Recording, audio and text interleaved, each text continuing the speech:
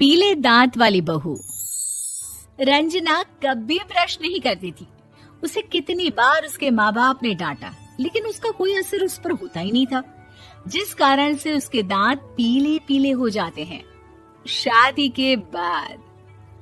अरे बहू, वैसे तो तुझ में कोई कमी नहीं है, पर तेरे दांत इतने पीले कैसे हैं बेटा? कैसे मतलब? कोई सर्जरी थोड़ी ना कराइए। वो तो क्या नाम, मैं ब्रश नहीं करती थी तो पीले हो गए। अब क्या करूं? आप कहे तो लाल करवा लूं या फिर काले? यार ये क्या है, क्यों माँ से लड़ रही हो? लड़ रही हूँ? अरे मैं लड़ रही हूँ या ये बोल रही है कि दांत पीले हैं, पीले। अरे तपस्या थोड़ी ना की है इन्हें पीले करने के लिए। बकायदा ब्रश नहीं किया है 20 साल तक, तब जाकर। छी, कैसी बात कर रही हो?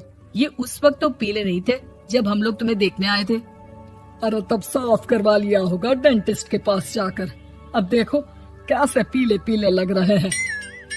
रंजना सास की तरफ गुस्से से देखती है। फिर शुरू हो गई पीले पीले पीले। अरे पीले तो तब भी थे जब मेरे हाथ का रसगुल्ला उड़ा उड़ा कर खा रही थी और बोल रही थी, लड़की नहीं गुणों का खजाना दे रहे भाई साहब आप। खैर, अब वो लोग करते भी तो क्या करते, पीले दांत वाली बहू पल्ले पड़ी थी तो झेलना तो था ही। एक दिन कीर्तन में रंजना गाना गा रही थी।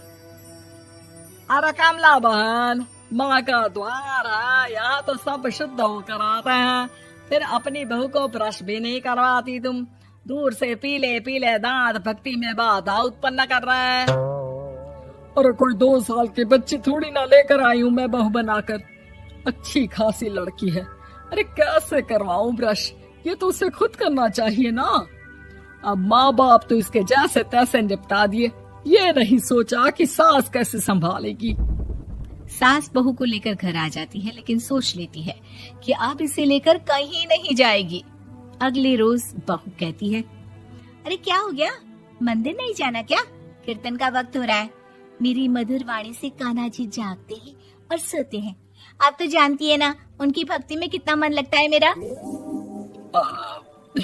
वो क्या है ना, तबीयत ठीक नहीं लग रही है मेरी, आराम करूंगी मैं। तबीयत ठीक नहीं लग रही? अभी तो मिथुन के गाने पर नाच रही थी आप, और अब बोल रही है कि तबीयत ठीक नहीं लग रही। अरे भक्ति में मन लगा लो सासू माँ, ऊपर जाना है, क्या मुंह दिखाओगी आप? हाँ?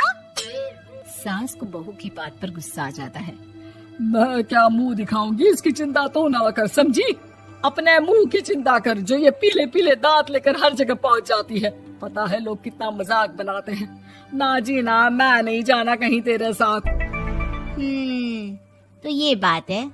कोई ना, मत जाओ, मैं अपने कमरे में ही बैठकर भक्ति कर लूंगी। ऊपर वाला दांत थोड़ी ना देखता है, मन देखता है, भावना देखता है। और अरे बस बस, तू सब कुछ दिखा, बस ये सफेद चमकदार दांत ना दिखाना किसी को, है? जा यहाँ से। बहू को सास की बात का कोई फर्क नहीं पड़ता, वो तो जैसी थी वैसी ही रह जाती है। सुबह नहाकर किचन में खाना बनाना, फिर खाना खाना, कीर्तन भजन करना और सो जाना। एक दिन, माँ जी मैं सहेली के घर जा रही हूँ, शाम को लेट आऊंगी। हाँ, तो जाना, मैंने कौन सा तेरी आरती करनी है घर पर बैठकर। रंजना सहेली के घर जाती है, जहाँ वो पार्टी में जाने की तैयारी कर रही होती है। आरिश पर आ गई क्या? अरे नहीं यार, उल्टा सही वक्त पर आई है। मैंने ये साड़ी और ज्वेलरी निकाली है यार, शाम को इनके ऑफिस की एक पार्टी में जाना है। बताना कैसा लग रहा है ये सब? नहीं यार, इस ड्रेस के साथ तो वो वाली ज्वेलरी अच्छी लगेगी। हाँ सही बोल रही है, मैंने ध्यान ही नहीं दिया। वैसे तो हमेशा से मस्त फैशन सेंस रखती है। तो बड़ा जाती होगी ना पति के साथ पार्टी में। रंजना कुछ नहीं बोलती, बस सोचती है कि यार काश ये बात सही हो जाती, पर मैं क्यों नहीं जाती पार्टी में? क्या इन लोगों की कोई पार्टी होती नहीं होगी? रंजना घर आती है और रात में पति से सवाल करती है, एक बात बताइए, आप मुझे किसी पार्टी में क्यों नहीं ले जाते? क्या आपके यहाँ ऑफिस में पार्टी नहीं होती? पति बेचारा क्या कहता कि दांत पीले हैं तुम्हारे इसलिए। अरे कोई पार्टी होती नहीं हम लोगों के ऑफिस में।